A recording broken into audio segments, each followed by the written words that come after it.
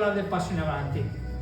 Allora, tutti i passi si utilizza sempre l'energia di avvolgimento della seta, i Chanshijin. Allora, per studiare il passo in avanti, partiamo in questo modo. Se le braccia si stancano, possiamo anche stare così. Partiamo in questo, però tondo, non facciamo degli spigoli, rimaniamo tondi, sballe rilassate, eccetera. Tutte le prescrizioni sulla postura, ovviamente quelle sono sempre quelle. Ok, apro il piede destro a 45 gradi e mi metto in postura, cioè vai qua in alto e mi meni fuori, gamba leggermente piegata, mi metto in postura, ok.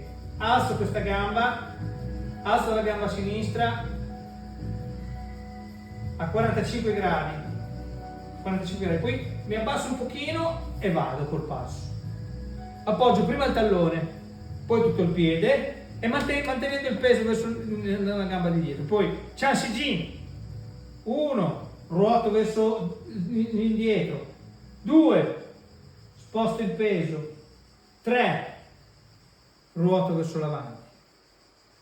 Ok, a questo punto il piede davanti lo apro a 45 gradi, lo muovo di 90 gradi perché a 45 in là, lo apro a 45 gradi, rilasso, porto il peso, su, abbasso un pochino, tallone e passo. Quando appoggio i piedi, i piedi sono paralleli fra loro.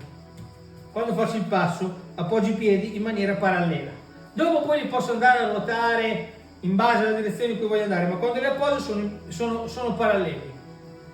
Ok, poi 1, 2, 3, apro, 1, 2, 3. Ok, non c'è spostamento del peso senza utilizzare il Chanshijin, la forza di avvolgimento della seta. Quindi i piedi devono essere appoggiati col tallone, il peso va portato in un secondo momento tramite il Chanshijin. Quando appoggio devono essere paralleli e la direzione deve essere circa di 45 gradi, può essere un po' meno, diciamo fra i 30 e i 45 gradi. Questo perché? Perché se io faccio un passo troppo dritto, con i talloni in linea, ho poca stabilità laterale. Se invece faccio un passo troppo laterale, non avanzo. Quindi il giusto compromesso fra la capacità di avanzare velocemente e il mantenimento dell'equilibrio è fare un passo circa 45 gradi, in maniera che io possa avanzare velocemente e anche indietreggiare velocemente, però mantenendo l'equilibrio, perché se io faccio così vado più veloce, però non sono stabile. Se invece faccio così non avanzo troppo. Ok? Quindi 45 gradi, non aprire troppo, se no il passo mi viene dritto.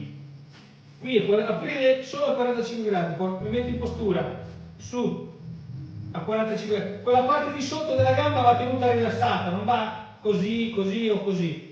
E neanche si fa questo, come vedo tante volte. La parte di sotto della gamba, dal momento in cui si alza il piede, è come se non ci fosse. Quindi non c'è questo qui, o questo, ma completamente rilassato. 1, 2, 3. Apro. 1, 2, 3. Apro. Questo.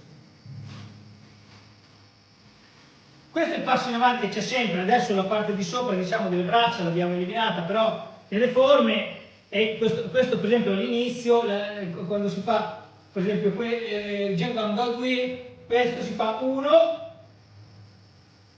2, 3. Quindi è come questo, 1, 2, 3. C'è sempre 1, 2, 3. Poi apro e vado. Questo c'è sempre. Questo è il passo in avanti del Tai Chi.